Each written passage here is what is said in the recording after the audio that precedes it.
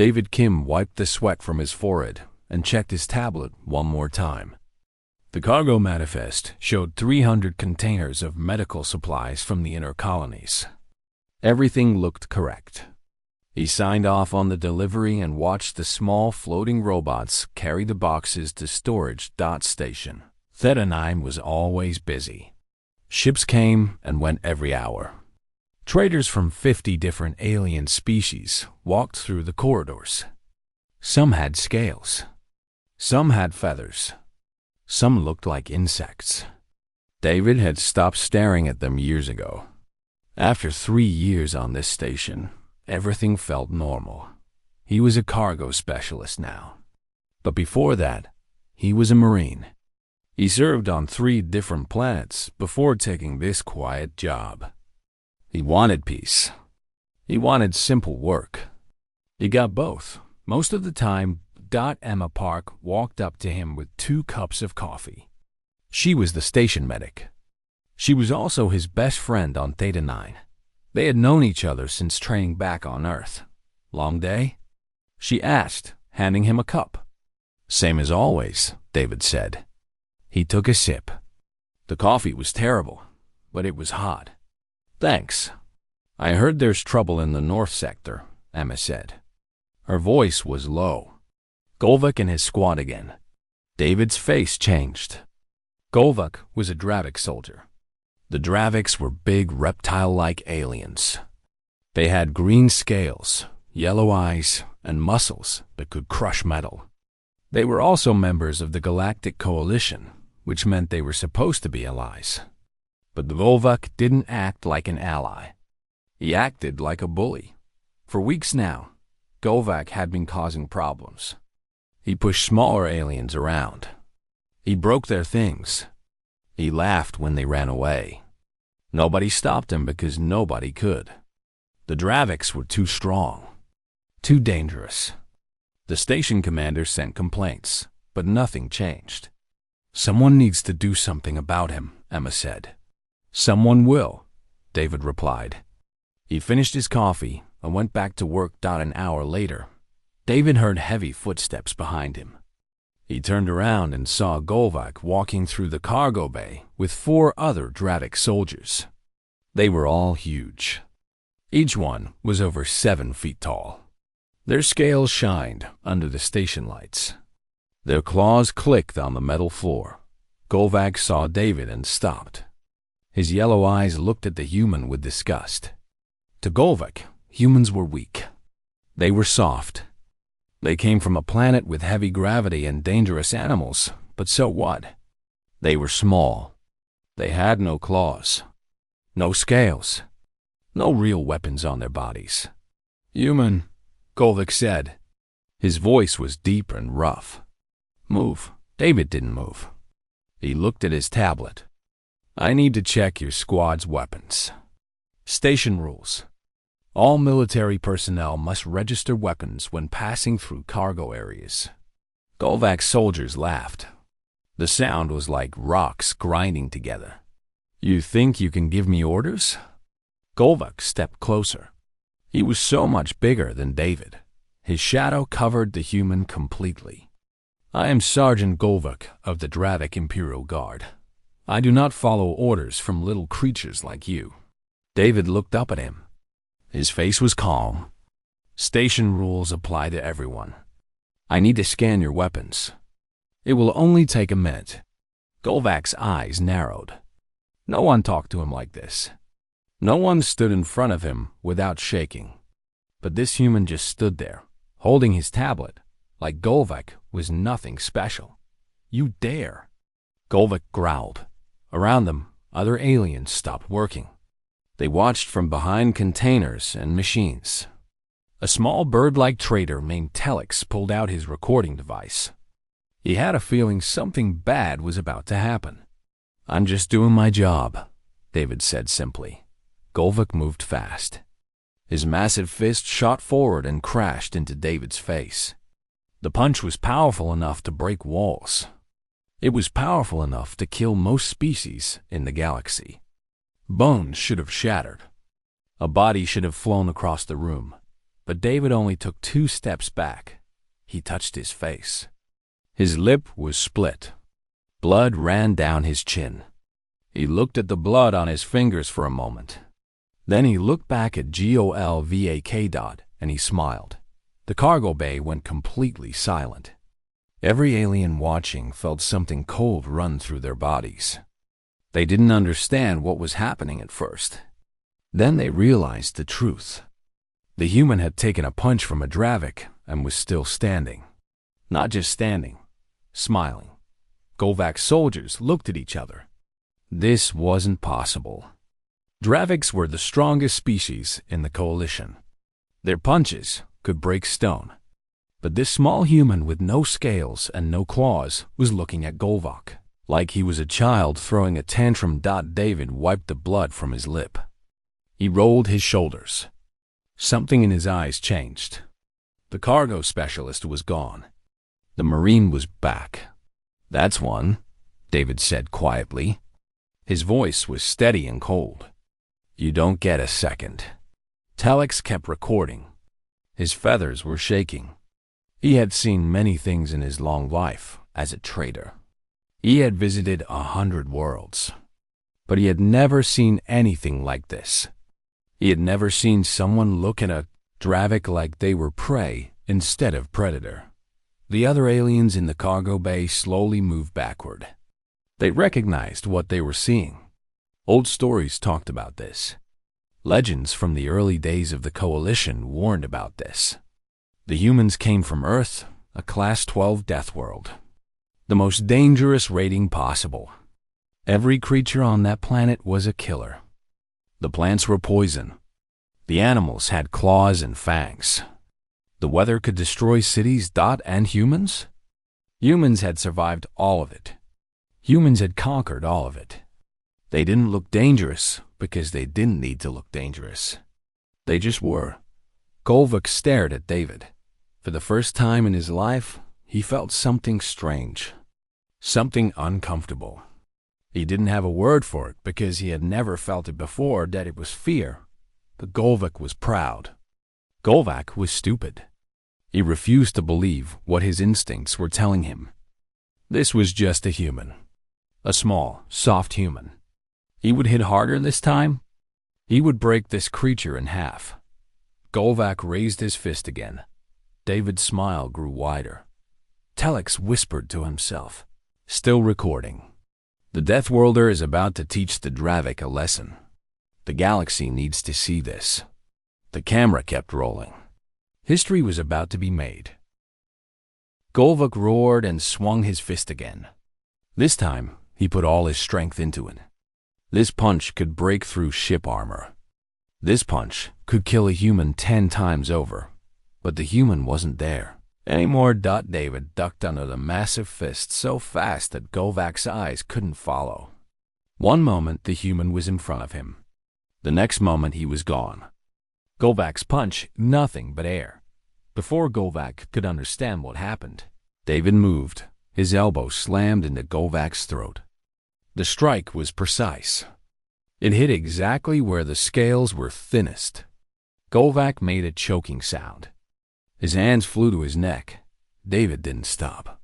His knee drove into Golvak's stomach. The Dravik bent forward, gasping for air. David grabbed the back of Golvak's head and pulled it down. At the same time, he brought his own head forward. The headbutt was devastating. David's forehead crashed into Golvak's face with terrible force. The sound echoed through the cargo bay. Scales cracked. Blood sprayed into the air. Golvak's yellow eyes rolled back. The mighty Dravik soldier fell to the ground like a bag of rocks. He didn't move. He didn't make a sound. He was completely unconscious. 4 seconds. The whole fight had lasted 4 seconds. David stood over Golvak's body, breathing normally. His heart rate hadn't even increased. To him, this was nothing special. He had fought worse things on worse days. A single Dravik was not impressive to a human who had survived Earth. The other Dravik soldiers stared at their fallen sergeant. Their minds couldn't process what they had seen. Golvak was the toughest fighter in their unit. He had never lost a battle. He had never even been hurt in a battle. But now he was lying on the floor, defeated by a creature half his size. One of the soldiers reached for his weapon. "I wouldn't do that." Everyone turned. Lieutenant Kira Song stood at the cargo bay entrance. She was human, too. She was smaller than David, with short black hair and cold eyes. Her hand rested on the gun at her hip. She didn't draw it. She didn't need to. "Station security," she said calmly. "Your sergeant attacked a station worker." The worker defended himself. "That is legal under coalition law. If you draw your weapons, I will respond. And I promise you won't like how I respond." The Dravik soldiers looked at each other. Then they looked at David. Then they looked at Golvak on the floor. Slowly, very slowly, they moved their hands away from their weapons. Kira smiled. It was not a nice smile. Good choice. Telex was still recording. His feathers were shaking so hard that the video was slightly blurry. But he didn't care. This footage would change everything. 2 humans had just faced down 5 Dravik soldiers and won without any real effort. The galaxy needed to know about this dot. Other aliens started coming out from their hiding spots. They gathered around, staring at the scene. Many of them had been bullied by Golvak over the past weeks. They had been pushed and threatened and humiliated. Now, they watched him lie unconscious on the floor, defeated by a cargo worker. A small insect-like alien named Chirik walked up to David. His voice shook when he spoke. You beat him. You actually beat him." David shrugged. He threw the first punch. "I finished it. But he's a Dravik. They're the strongest species in the coalition." "Are they?" David looked down at Golvak. Blood was still dripping from the cracks in his scales. "Doesn't look that strong to me." Heavy footsteps announced the arrival of Commander Veltris. He was the station's security chief, an insectoid alien with 4 arms and large compound eyes. He had been dealing with complaints about Golvak for weeks. Now he understood why his complaints had been ignored. The Draviks thought they were untouchable. They thought no one could challenge them. They were wrong. "What happened here?" Veltris asked, even though he could clearly see what happened. Kira pointed at the recording device in Telex's hands. "It's all on video." The Dravik attacked first. The human defended himself. Clean and legal. Veltris looked at the footage. He watched Golvak punch David. He watched David take the punch and smile. He watched the counterattack that lasted only 4 seconds. His compound eyes grew wider with each passing moment. "This is remarkable," he said quietly. "I've never seen anyone defeat a Dravik in hand-to-hand combat." "There's a first time for everything," David said. He touched his forehead. A bruise was already forming from the headbutt. Emma would be angry about that. Speaking of Emma, she came running into the cargo bay with her medical bag. She pushed through the crowd and stopped when she saw David standing and Golvak lying down. "What did you do?" she asked. "He hit me first." "David, what?" "He did." Emma shook her head and checked his injuries. Split lip, bruised forehead, minor cuts on his knuckles. Nothing serious for a human. For most other species, these injuries would require weeks of recovery. David would be fine by tomorrow. "You used a headbutt," Emma said flatly. "You know that hurts you too, right?" David grinned. "Worth it." Telex finally stopped recording. He looked at his device with amazement. This video would spread across the entire coalition within hours. Billions of beings would see it. They would see a human, a small creature from a dangerous world, defeat the galaxy's greatest warriors like it was nothing. The Draviks would be humiliated. The humans would be feared. Everything was about to change. "I need to upload this," Telex said to himself. "Everyone needs to see this." He connected to the station network and pressed send. Within minutes, the video was everywhere. Within hours, it had been viewed 100 million times. Within days, it would reach every corner of the galaxy. The Deathworlders had shown their true nature, and the galaxy would never look at humans the same way again. David, meanwhile, went back to checking cargo manifests. He had work to do. One unconscious alien wasn't going to change his schedule. He was a professional. Kira watched him work and laughed quietly. That was the thing about humans. They didn't realize how terrifying they were. To them, everything was normal. Surviving deadly planets? Normal. Fighting creatures twice their size? Normal. Shrugging off injuries that would kill others? Completely normal. No wonder the galaxy was afraid of them. 2 days passed. The video had been viewed over 10 billion times. Every news channel in the galaxy was talking about it. Every species was discussing it. The story was simple but shocking. A human cargo worker had defeated a Dravic soldier in 4 seconds. The mighty reptilian warriors were not as mighty as everyone thought. David tried to ignore the attention. He went to work. He checked cargo. He ate lunch with Emma, but everywhere he went, aliens stared at him. Some looked scared. Some looked amazed. Some looked at him like he was a monster. He wasn't sure which reaction bothered him more.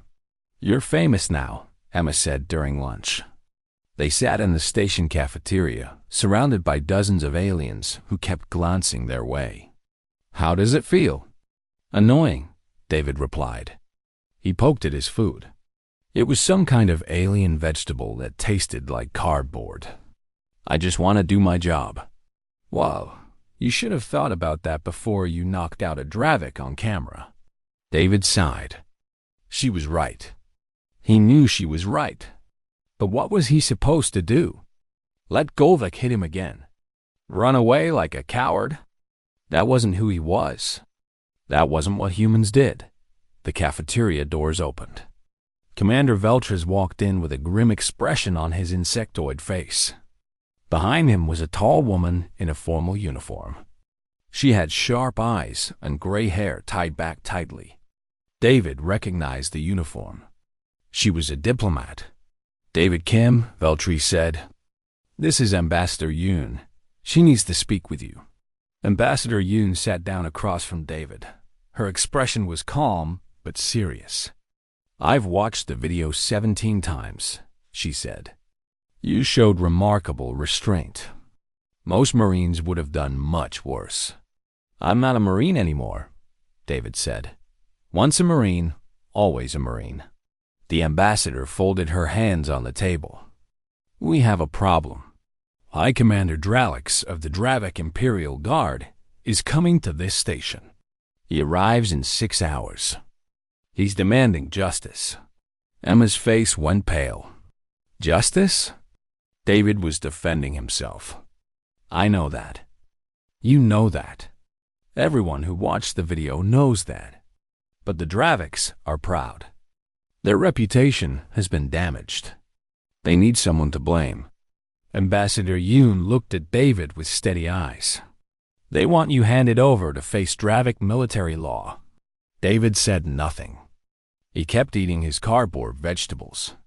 "Obviously, we will not hand you over," the ambassador continued. "But this creates a diplomatic crisis.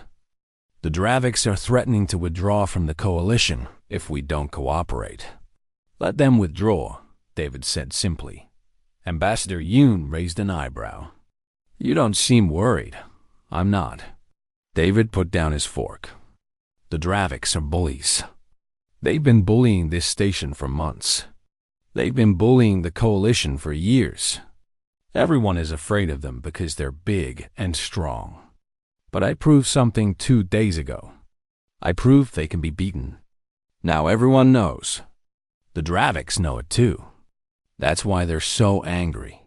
The ambassador studied him for a long moment. Then she smiled slightly. "You're smarter than your file suggests. My file says I'm smart. Your file says you're stubborn and reckless. That's fair. 6 hours later, High Commander Dralix arrived. He was the largest Dravik David had ever seen. 9 feet tall. Scales as dark as midnight. Eyes that burned with cold fury. He walked through the station like he owned it. His guards walked behind him, hands on their weapons. The meeting took place in the station's council chamber. Ambassador Yoon represented humanity. Commander Veltris represented the station. Council Elder Mirith, an ancient being made of living crystal, represented the coalition. And High Commander Dralix represented the Draviks. David was not invited to the meeting, but he watched from a screen in Emma's medical office. Kira was there too, arms crossed, ready for trouble. This human attacked my soldier without cause, Dralix said. His voice was like thunder. He must face Dravik justice. Ambassador Yoon pressed a button. The video played on a large screen. Everyone watched Golvak punch David first. Everyone watched David respond with devastating efficiency. Your soldier struck first, Ambassador Yoon said calmly. My citizen defended himself. Under coalition law, he committed no crime. Coalition law does not apply to Dravik honor. Then perhaps Dravik honor should learn to follow coalition law. The chamber went silent. Even Elder Mirith's crystal body seemed to flicker with surprise. No one talked to the Draviks like that. No one had the courage. Dralix leaned forward. His claws scraped against the table. You dare insult the Dravik Empire? I dare speak the truth. Ambassador Yoon pulled up another file. This is Earth's classification in the Coalition database. Class 12 Deathworld. The highest danger rating possible. Every creature on our planet is deadly. We evolved alongside monsters. We fought and killed and survived for millions of years. Your soldier thought he could intimidate a Deathworlder. She paused. He was wrong. Dralix's eyes narrowed. Are you threatening us? I'm educating you. Ambassador Yoon stood up. She was much smaller than Dralix, but somehow she seemed just as tall. The Draviks have bullied this galaxy for centuries. You believed you were the strongest. You believed no one could challenge you. But now the truth is out. Billions have seen that video. They know your soldiers can be defeated. They know you are not invincible. We could destroy your species. You could try. Ambassador Yoon's voice was ice. But you know what would happen.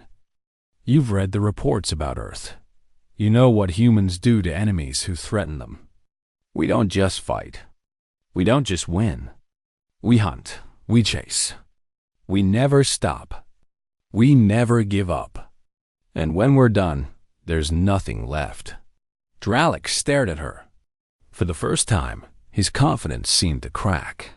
The Dravik Empire is strong, Ambassador Yoon continued. But we are patient. We are relentless. And we protect our own. If you want war with humanity, you can have it. But I promise you, Commander, you will not enjoy how it ends. In the medical office, Kira whistled quietly. She's terrifying. David nodded. That's why she's an ambassador. The meeting ended with no resolution. Dralix left the chamber in cold fury. But he didn't declare war. He didn't attack. He just left, because deep down, he knew the truth. The humans weren't bluffing. They weren't afraid. And if the Draviks pushed too hard, they would learn why Earth was called a death world. The galaxy was changing. The bullies were finally meeting something scarier than themselves. And David Kim, the cargo worker who started it all, went back to checking manifests.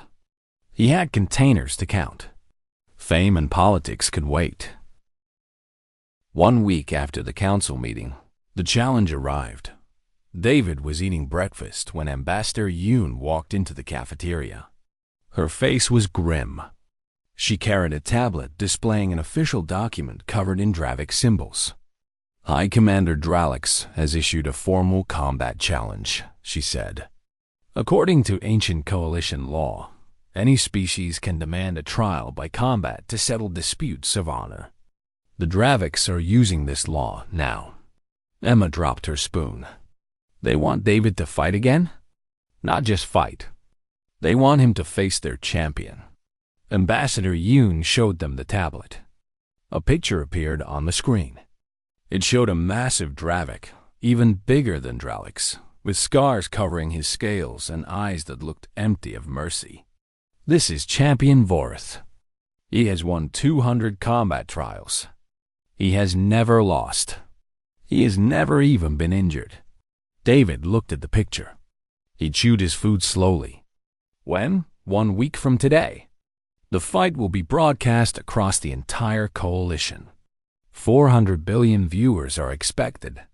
The ambassador paused. If you refuse, humans will be labeled as cowards.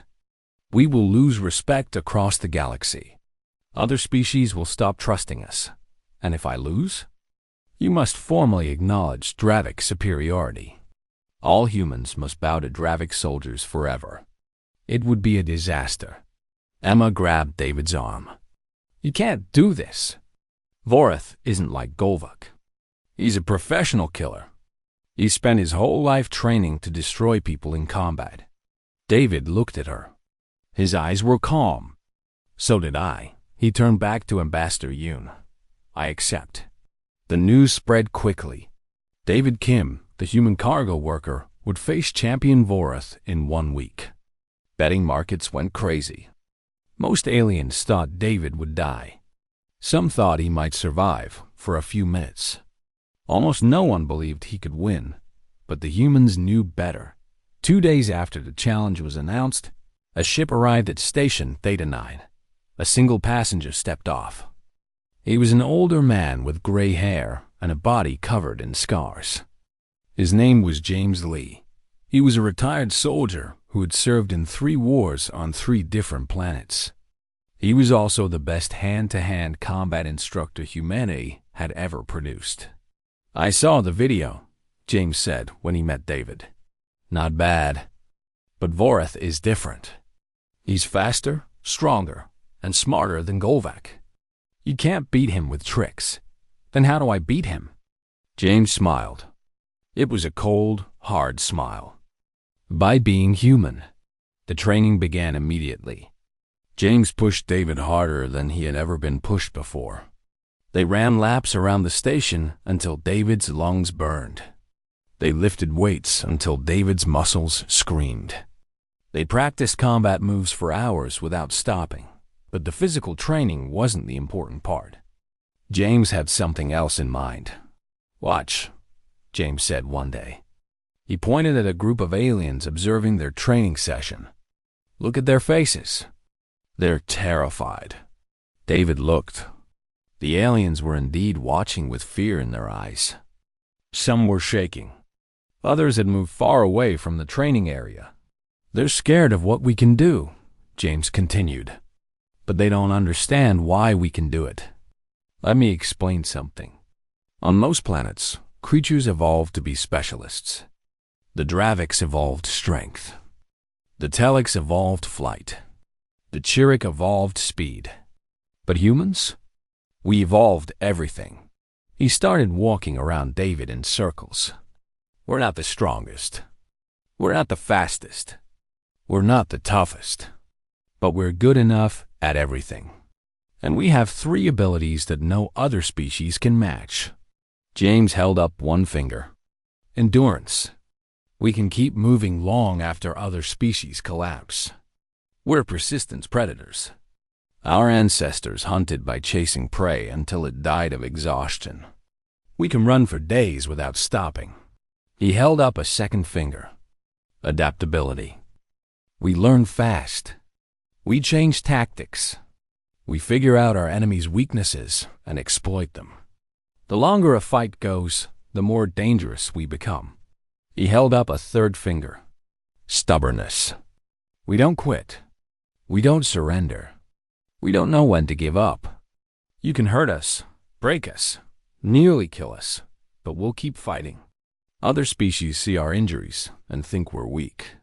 They don't understand that pain makes us stronger. David nodded slowly. He knew all of this, but hearing it said out loud made him realize something important.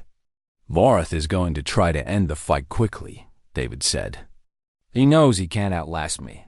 Exactly. James grinned. So, what do you do? I survived the first few minutes. I let him think he's winning. I make him waste his energy. Then, when he's tired and frustrated, I destroy him. Now you're thinking like a human. The training continued. Aliens watched in amazement as David ran for 6 hours straight. They watched him take punches and kicks that would hospitalize other species. They watched him get knocked down 100 times and get up 101 times.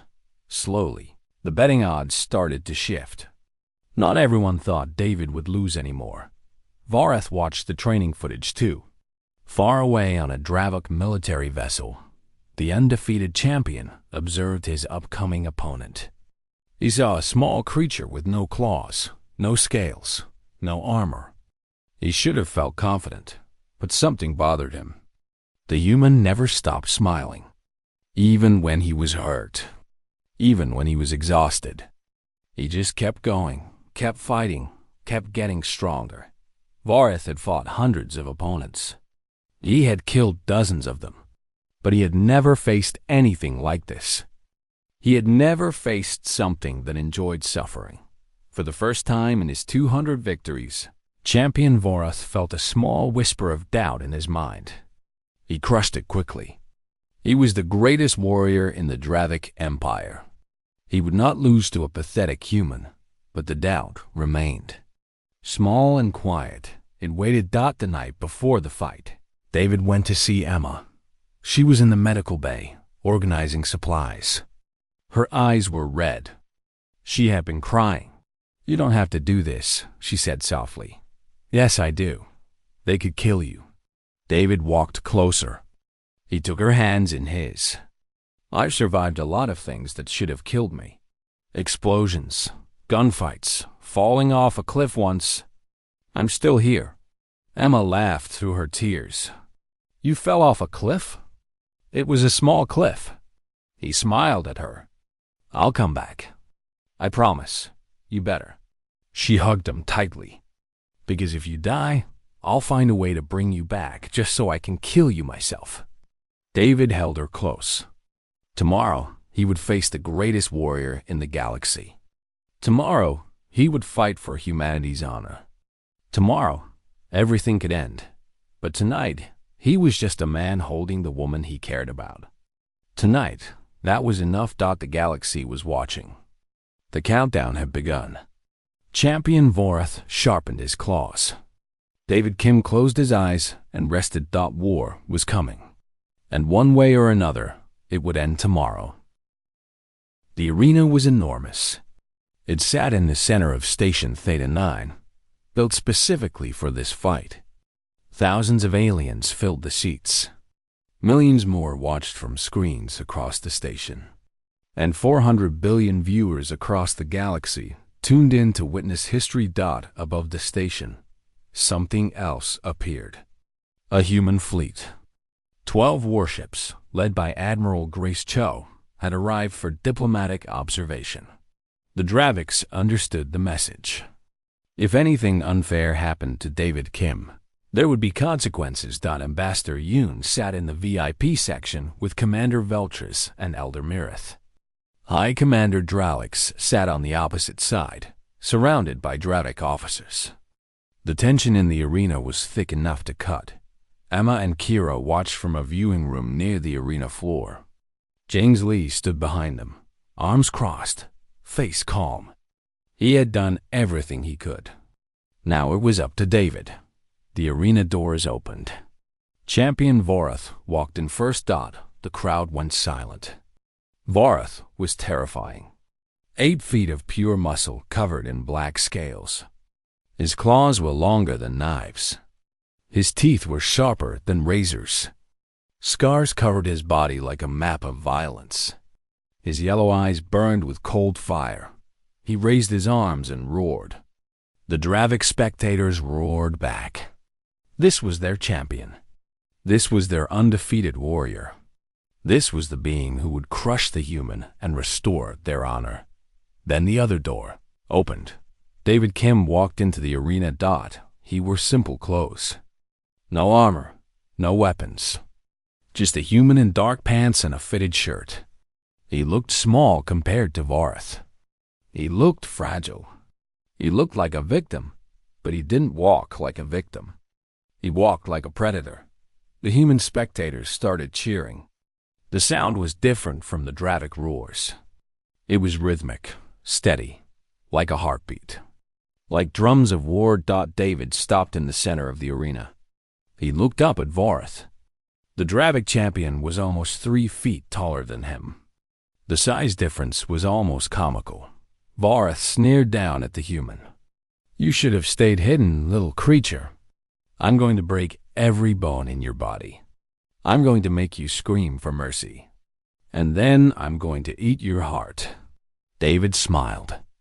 You talk too much. The signal was given. The fight began. Vorath attacked immediately. He was faster than Golvak. Much faster. His claws cut through the air like lightning. One strike would slice David in half, but David wasn't there. He moved sideways, ducking under the attack. Vorath spun and struck again. David dodged again, and again, and again. The crowd watched in amazement. The human was dancing around the champion like a shadow. Every killing blow missed by inches. Every claw strike found only air. Vorath roared in frustration. He stopped attacking and studied his opponent. The human was breathing normally, not tired at all. Those eyes were still calm, still calculating. The champion realized something disturbing. The human was learning. Every attack, every movement, David was memorizing and analyzing. He was looking for weaknesses. Vorath couldn't let this continue. He had to end it now. The champion launched his most powerful attack. A combination of strikes that had killed 12 opponents. His claws moved so fast they blurred. His legs swept low while his arms struck high. There was no way to dodge all of them. David didn't try to dodge. Instead, he moved forward. Into the attack.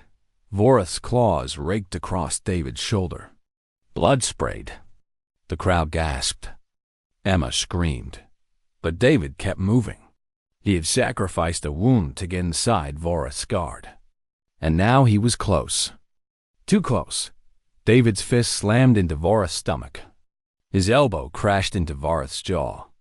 His knee drove into Vorath's thigh, hitting a nerve cluster. The champion stumbled backward, shocked by the sudden pain. The human was bleeding badly. His shoulder was torn open. Bones might be broken. Any other species would collapse from such an injury. David just rolled his damaged shoulder and smiled. Is that all you have? Vorath stared at him. The human was hurt. The human was bleeding. But the human wasn't stopping, wasn't slowing down, wasn't showing any fear. The champion attacked again. He landed blow after blow. He cracked David's ribs. He cut David's arms. He smashed David to the ground 3 times. Each time, the human got back up. Each time, the human smiled wider. The fight continued for 15 minutes. Vorath was getting tired. His attacks were slower. His breathing was heavy. He had never fought this long before. All his opponents died quickly. But this human refused to die. David, covered in blood and bruises, saw his opportunity. He started attacking back. Not random strikes. Precise, targeted attacks at the same spots over and over. Vorath's damaged nerve cluster. The thin scales on his throat. The joints where his armor had gaps. Each hit was small, but they added up. Vorath's legs started limping. His left arm stopped working properly. His vision blurred from the repeated strikes to his head. The crowd was silent now. They were watching something impossible. They were watching a human dismantle the greatest Dravik warrior piece by piece. Varath knew he was losing. He could feel his body failing. He could see the human calculating his death.